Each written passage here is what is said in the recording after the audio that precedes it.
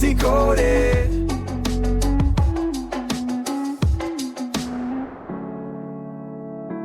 Okay, so have you ever felt like you're putting in the work, like you're really trying to reach a goal and you just keep getting thrown off track? Oh, yeah, It's absolutely. like there's this invisible handbrake and someone's just yanking it right when you're about to reach the finish line. Ugh, it's the worst. I know, right? Yeah. And today we are going to figure out what's behind that super frustrating feeling. Yeah, let's do it. So we're diving into this book called The Yes Code by Carol Look, and it's all about self-sabotage. Ooh, that's a good one. I know, right? The stuff you can actually start using today. Love it. Yeah. Okay, so self-sabotage. Okay. Let's define it. The book uses a pretty standard definition. Basically, it's when you intentionally do things or don't do things that end up messing with your progress and keep you from getting where you want to go. Right, like shooting yourself in the foot. Pretty much. Yeah. But here's where it gets juicy. Okay. These behaviors, they're not just random acts of self-destruction. No, they're not. They actually serve a purpose. Exactly. Yeah. Even if it's not the outcome that you're consciously going for. Totally. And at the heart of it all is our need for emotional safety. Okay. Like if you think about Maslow's hierarchy of needs, that feeling of security that's right at the bottom. Right, the foundation. Yeah, it's the foundation for everything else. Yeah. So it makes sense that sometimes it takes priority, Oh, total. even over the goals that we say we want. Because you're not going to go for anything else if you don't feel safe. Exactly. So it's like those pesky habits. Yeah. It's not about a lack of willpower. It's this deep need to keep you feeling secure, even if it's limiting. Right, like your mind is going, okay, I know you want that promotion, but is it really safe for you out there? Yeah, and if the alarm bells start ringing even a little bit, Yeah, then boom, self-sabotage kicks in. it's like your brain's overprotective sometimes. Definitely. Now, the book digs into some common ways that this plays out in our lives. Okay, I'm ready. Let's start with the one that I know we all struggle with sometimes. Okay, hit me. Procrastination. Ah, yes. I know, I've definitely been there. Oh, for sure, me too. Okay, so the book talks about Jenny, who just could not finish her website for her coaching business. Oh, I feel that. Right. She was motivated. She wanted to do it. Yeah. But she was finding every excuse to avoid it. Oh, yeah, classic. So Carol, Yeah. look, the author, she asked Jenny, hey, what's the potential downside of actually hitting this goal of yours? What's the worst that could happen? Oh, that's interesting. And it was like a light bulb moment for Jenny. She realized she was terrified of becoming too visible. Okay, yeah, that makes sense. And that fear, as the book points out, it usually comes from a past experience Of course. where standing out or being seen led to pain or shame. Right, some kind of negative consequence. Totally. Right. And Jenny remembered this horrible experience in 6th grade. Oh. She was in the school play, Okay. had a solo. Oh, no. Her voice cracked. Oof. In front of everyone. I know, right in front of everyone. Yeah. And the other kids were brutal. Kids are so mean. They are. And that feeling of being exposed and ridiculed, it really stuck with her. Wow. Yeah, I can see how that would. So think about it, procrastination. It was serving a purpose for Jenny. Oh. Oh. No website meant no potential for ridicule. Oh, I see. No chance of rejection for her new business. She was staying safe. Exactly. The result she consciously wanted was a website and clients. Right. But the result she was getting, without realizing it, was staying hidden and avoiding those old wounds. That's fascinating how our beings work like that. I know. And Carol, look, she shares a story from her own life, too, about being targeted in junior high. Oh, Yeah, just for being good at field hockey. seriously? Yeah, and it was older girls, too, so it was extra intimidating. That's so tough. It is, and it just shows how these early experiences can create this fear of success later on. Like, don't stand out or bad things will happen. Exactly. Now, another super common one, Okay, let's hear it. perfectionism. Oh, boy. I bet you know someone who's like this, or maybe you've even felt it yourself. Oh, yeah, definitely. I know a few perfectionists. So the book introduces us to Allie, and she felt like her work was never good enough. I hate that feeling. It's the worst. She would rewrite emails like 1,000,000 times, Oh, yeah. re-clean her already spotless kitchen. Oh, my gosh. Nothing was ever perfect enough. That sounds exhausting. It is. Yeah. It's like this constant striving for external validation, but it's impossible to reach. You're never going to get there. Never. And the book says perfectionists, they often end up working harder, but achieving less. That's so ironic. I know. And they experience way more stress. Because they're constantly on edge. Yeah. Exactly. They get so bogged down in the details, that they don't actually finish things. Oh, so they're self-sabotaging without even realizing it? Totally. And underneath it all, just like with procrastination, there's usually a deep fear. Of what? For Allie, it was a fear of not being good enough. Oh, yeah, that's a big one. It is. And this belief that only absolute perfection could protect her from judgment. So procrastination, perfectionism, Yes. two big ways self-sabotage can show up. Major red flags. Yeah. Okay, let's talk about something a little more subtle. Right. Self-care neglect. Ooh, that's a sneaky one. It is.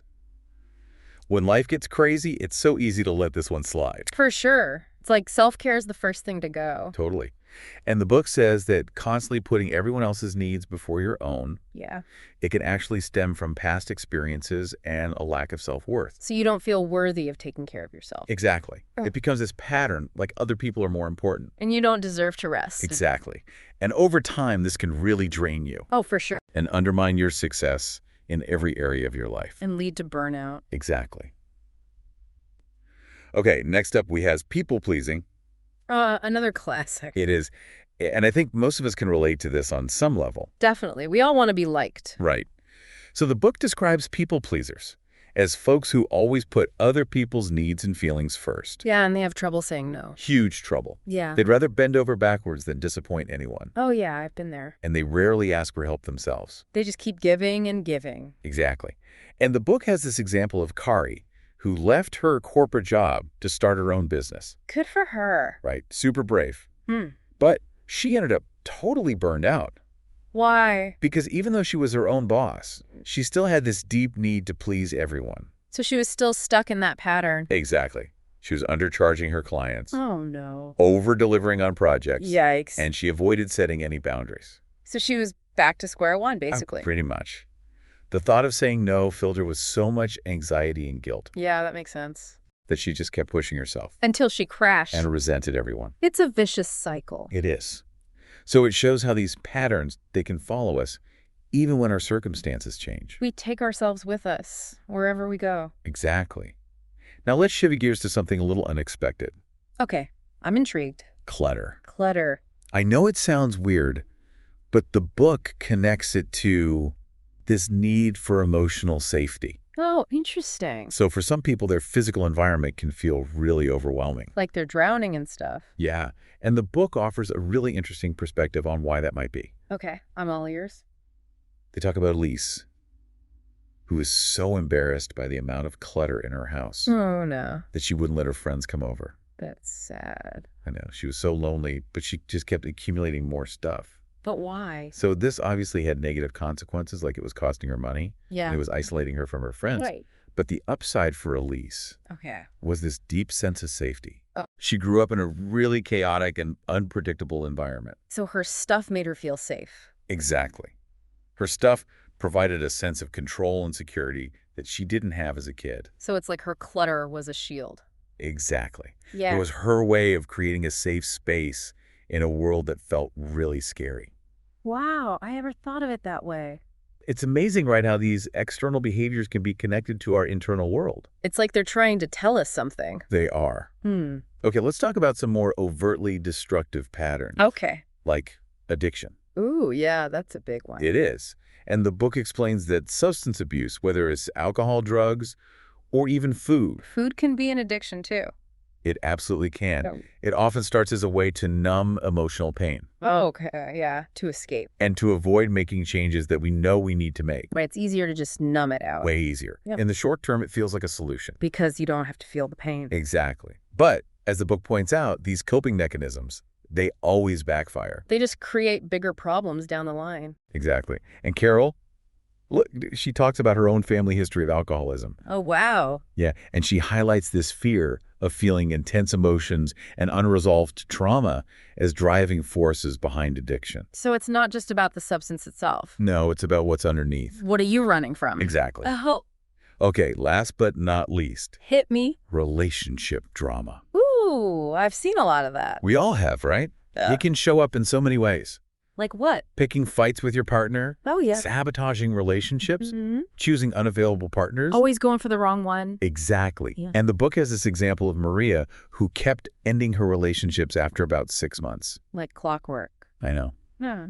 So she started exploring why. Okay. And she realized that it was a way to create distance. From her partners. Yeah, she had this deep fear of abandonment. So she was pushing them away before they could leave her.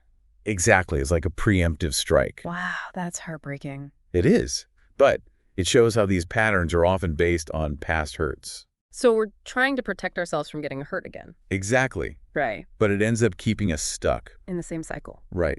And that brings us to a really crucial point that the book explores. Okay. The role of stress and trauma in triggering self-sabotage. Oh, yeah. Stress is a huge trigger. It is. The book talks about how feeling overwhelmed and stressed can just send us right back to those old coping mechanisms. Even if they don't work. Even if they make things worse. And the thing is, our nervous system, Yeah. it doesn't really differentiate between a real threat. Like a tiger chasing you. Exactly. Or like a threat that we're imagining in our minds. Oh, like worrying about something that might never happen. Yeah, our body reacts the same way, whether we're facing a real danger. Or just freaking out in our heads. Exactly. And this can lead to us spending way too much time in that fight or flight mode. So we're constantly on edge. Yeah, and it's hard to come down from that. It's like our nervous system gets stuck. Exactly. And then there's trauma. Okay. Both big T trauma. Like a major life event. Yeah.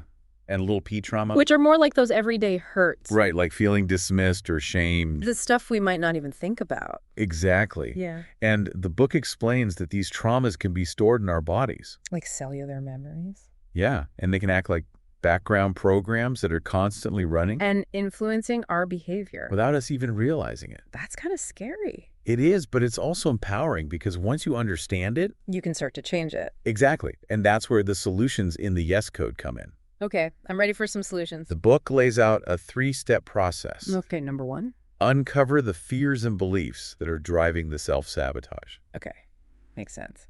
Number 2. Heal and release those stored emotions. So you're not carrying them around anymore. Exactly. And number 3, Okay. reevaluate your choices and start taking inspired action. So action that's aligned with your true desires, not your fears. Exactly. And the primary tool that the book recommends for releasing these patterns. What is it? EFT, or emotional freedom techniques. Which is also known as tapping. Yes, and it's basically a way to calm down your brain's stress response. Oh, that's cool. I've heard about tapping. And there's actually a lot of research showing that it's really effective. Oh, really? Yeah, studies have shown that it can reduce anxiety, Okay. lower cortisol levels, Wow. decrease food cravings, Interesting. help with PTSD symptoms. That's amazing. It is. And it can even boost your immune system. So it's good for your mind and body. Totally. And the way it works is you tap on specific acupuncture points Okay. while focusing on the issue you want to address. So you're like literally tapping away the stress. Pretty much. Yeah. And the book also talks about this cool thing called borrowing benefits. Borrowing benefits. What's that? So it's basically where people in a group tapping session can experience shifts even if they're not the ones being focused on. Oh, wow. Like their issues can resolve just by being in the group. Exactly. It's like this collective healing energy. That's wild. I know. Okay, so if you're starting to recognize some of these patterns in your own life, the book has some really great questions to ask yourself. Okay, like what? What is the upside of this self-sabotaging behavior? Like, what's the secret benefit that you're getting from it? Okay, that's a good one. What are you trying to protect yourself from by engaging in this behavior? Okay, so get to the root of the fear. Exactly.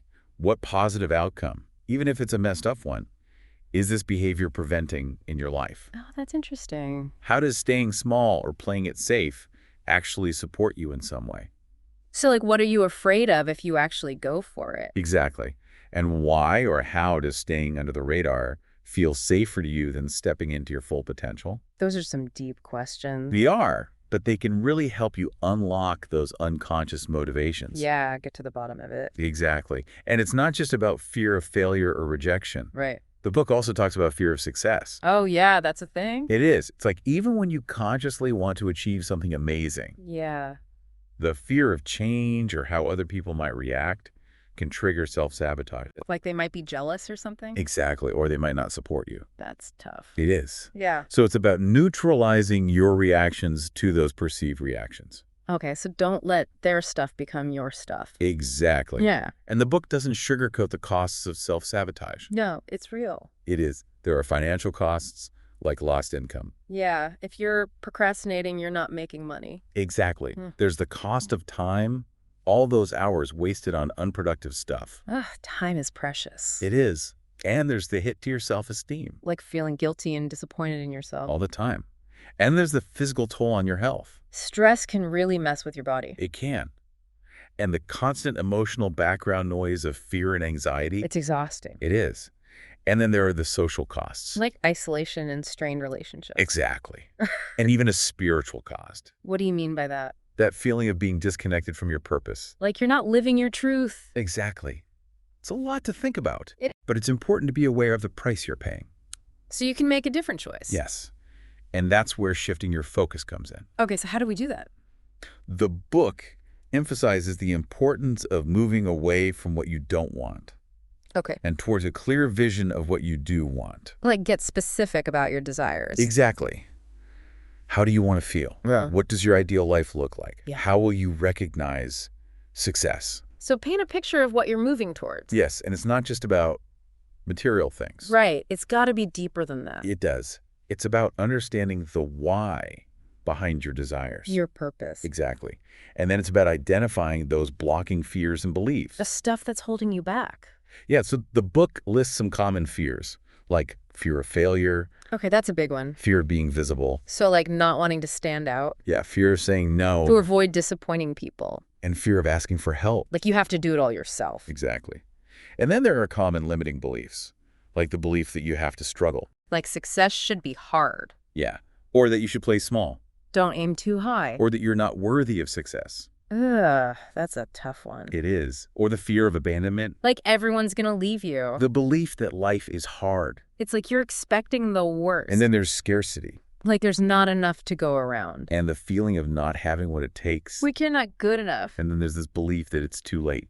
Oh yeah, I've definitely felt that one. So recognizing these patterns is the first step to changing them. Okay, so what's next? Next, the book introduces this idea of next yes steps. Next yes steps. These are small, manageable actions that feel aligned with your intuition. So like baby steps. Yeah, but in the right direction. Okay, I like that. It's about breaking down those big, scary goals into smaller, less intimidating steps. So you don't get overwhelmed. Exactly. Like if you want to start exercising, Yeah. your next yes step might be just researching different gyms or classes. Oh, okay, that's Yeah. manageable. Exactly. Hmm.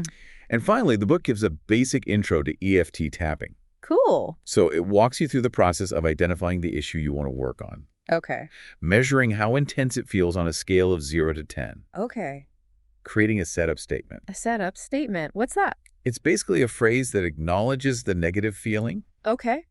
but also affirms your self-acceptance. So you're like loving yourself through it. Exactly. And then you tap on specific points on your face and body Okay. while repeating a short reminder phrase related to the issue. So you're like tapping the energy out? Pretty much. Yeah. And the book even suggests using specific memories as tapping targets. Oh, that's interesting. Yeah, so if you can pinpoint a specific memory that's connected to the issue. You can tap on that. Exactly. And the setup statement is really powerful. What does it sound like? Something like, even though I'm feeling this anxiety, I deeply and completely love and accept myself anyway. Oh, that's nice. It is. It's about acknowledging your experience while also affirming your worth. So you're not beating yourself up? Exactly. Okay, so to sum it all up, Yeah. self-sabotage, it's not about being broken or bad. It's a protection mechanism. Exactly. It's our mind's way of trying to keep us safe. From those scary emotions. Yes, and the key is to understand the hidden upside of those patterns. It's like, what are they trying to do for you? Exactly. And then you can start to release them with tools like EFT. So you can finally move towards what you really want. This book is so empowering. It is. It gives you a roadmap. It does. It helps you understand the problem and then gives you concrete tools to solve it. I love that. Me too. And it leaves us with a really important question. Okay, what? What might become possible for you if you gently explored the upside of your own self-sabotaging patterns? Oh, that's a good one to ponder. It is. And what's one small next yes step Yeah. that you could take today towards a more aligned and desired outcome in your life? So what's your next yes? Exactly. If you're intrigued by the yes code, we Yeah. highly recommend checking it out. And exploring EFT. Yes. Thanks for joining us for this deep dive into self-sabotage. It's been a pleasure.